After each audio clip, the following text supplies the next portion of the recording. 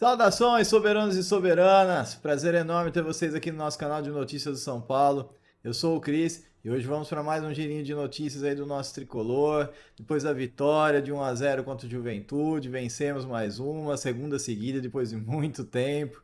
Mas antes da gente começar, se inscreve no canal, deixa um like aí para dar uma força pra gente e compartilhe os vídeos com os outros tricolores que você conhece, beleza?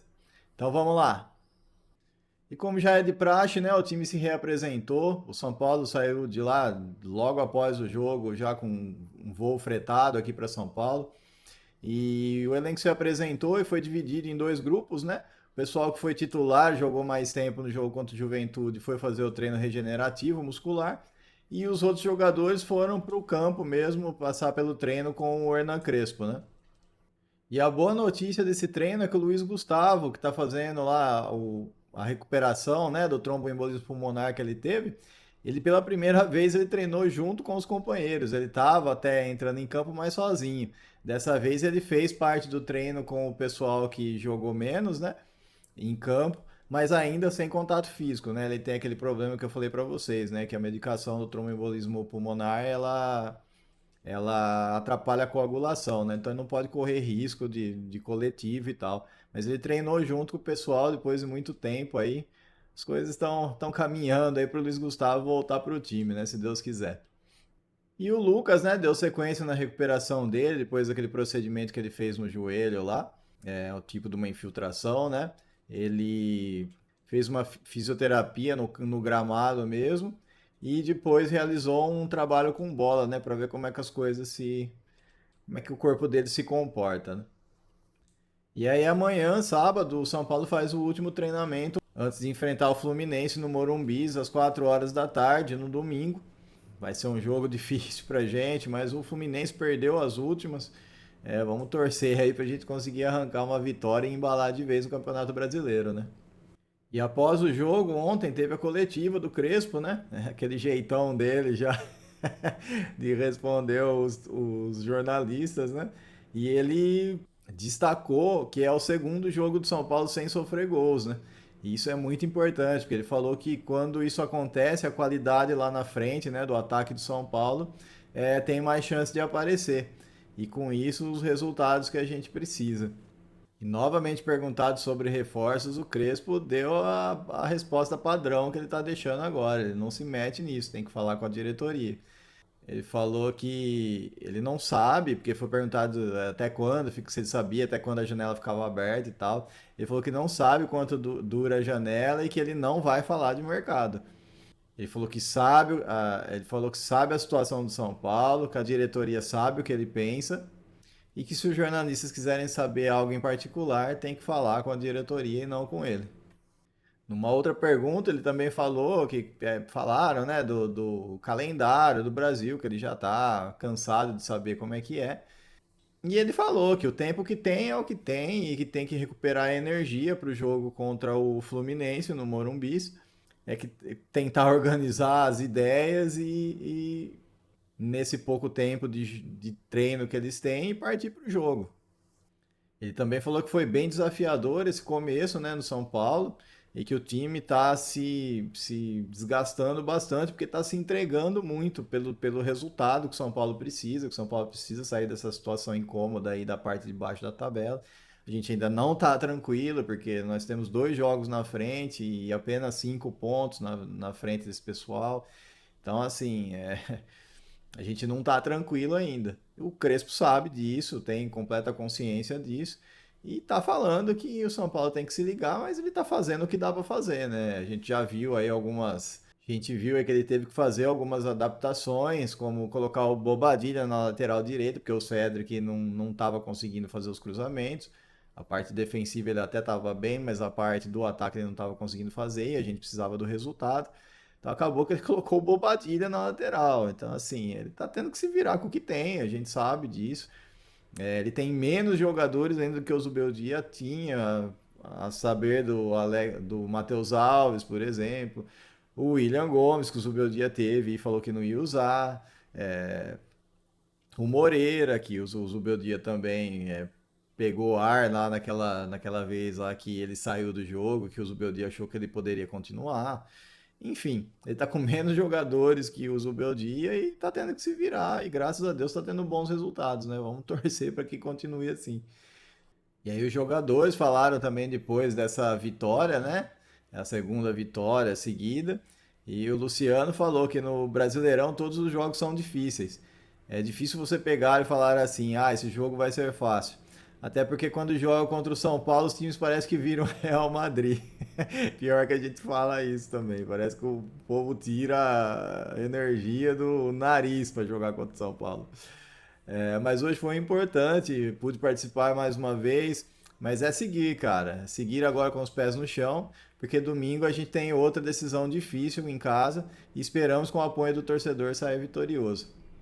Já o Rafael falou que a confiança dita muita coisa no futebol e recuperar essa confiança é com vitórias e é muito importante. Tem que conquistar a vitória fora de casa, dentro de casa, enfim. Ele está muito feliz por esses resultados positivos e ele frisou também que, além de vir com os resultados, o time está jogando um bom futebol, está melhorando. E isso com certeza vai melhorando a confiança deles. E ele falou que daqui para mais sempre evoluir, buscar melhorias, porque nós vamos ter confrontos dificílimos aí pela frente e a gente precisa continuar evoluindo para continuar buscando os resultados. Acho que é mais ou menos isso mesmo. E tem muito o que falar. Tem que continuar evoluindo, continuar ganhando, pelo menos pontuando, né? Acho que o mais importante no brasileiro é pontuar. É, eu não vou, apesar de ser em casa, eu não vou nem achar muito ruim se for um empate contra o Fluminense no domingo. Acho que a gente precisa pontuar.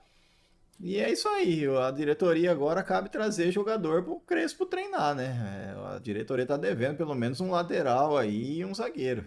Vamos continuar cobrando. E o Luciano também fez um desabafo após o jogo, né? Quando ele foi perguntado lá sobre essa fase dele, tá marcando os gols, tá participando dos gols. Ele falou que ele chegou em 2020 sob desconfiança de todo mundo, que ele viu o jogador recusar o São Paulo e agora chegaram ídolos, craques como Oscar e Lucas e estamos aí. Mas eu vi jogador recusar. Essa camisa é enorme. Espero continuar construindo essa história no São Paulo para me tornar um ídolo de vez. E cara, eu falei há um tempo atrás, aí pode procurar nos vídeos se você duvidar, que o Luciano seria o Hernanes de 2025. E a coisa está se desenhando para ser exatamente isso, cara. E aí ele vai marcar o nome na história mais ainda. Uma outra coisa que a gente ficou muito feliz de ver foi o Luan entrando no final do jogo, né? E na hora que depois que o São Paulo fez o gol, que aí o Crespo fechou a casinha mesmo, botou tudo quanto foi volante que tinha no time. O Luan chorou no final da partida, ele se ajoelhou, chorou, foi bem bonito, bem forte. E o Crespo foi perguntado sobre isso e ele falou lá na coletiva que ao final do dia sempre falamos de atletas, mas estamos falando de pessoas, isso é importante. Estar perto das situações particulares, privadas, nós chegamos aqui para ajudar os atletas. Então, se uma pessoa que para mim é importante, que foi um dos protagonistas de um título para o São Paulo, com a gente na comissão, a gente quer ajudar ele e todos os atletas. Então, vê-lo feliz faz a gente feliz. Uma declaração muito forte aí, bonita do Crespo, né? Dando a importância que o jogador que a gente sempre falava aqui, cara, foi o cara que fez o gol lá na final do Paulista, tirou a gente da fila, contra a porcada ainda, mais lindo ainda. O próprio Abel Ferreira, na época, falou que queria levar o Luan pro Palmeiras, que ele corria pra caramba.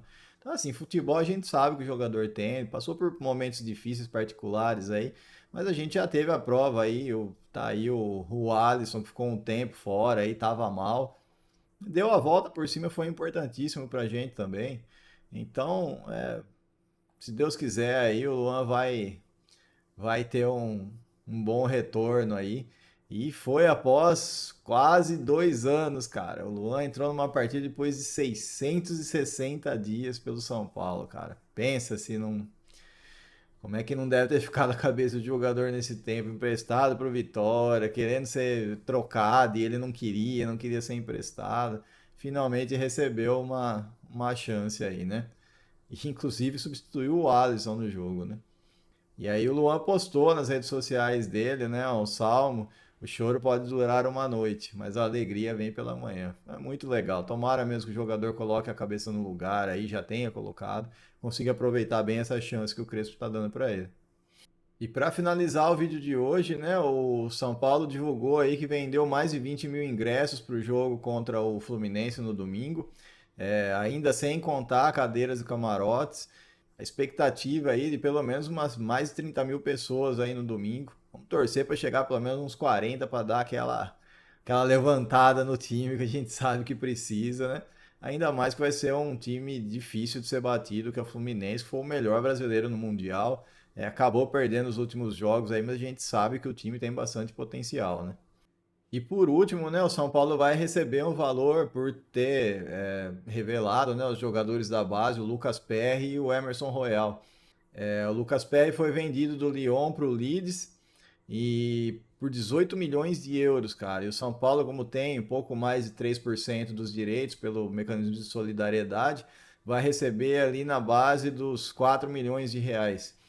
E pelo lateral, o Emerson Royal, que foi contratado pelo Flamengo, estava no Milan, por mais ou menos 9 milhões de euros. Como o São Paulo tem 1% dos direitos dele, vai receber aí na faixa dos 600 mil reais. Então vai dar aí quase 5 milhões de reais sem fazer nada, né?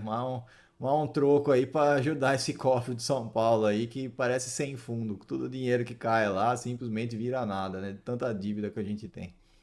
Mas é isso, muito obrigado pela audiência, um abraço, fique com Deus, até a próxima e vamos São Paulo!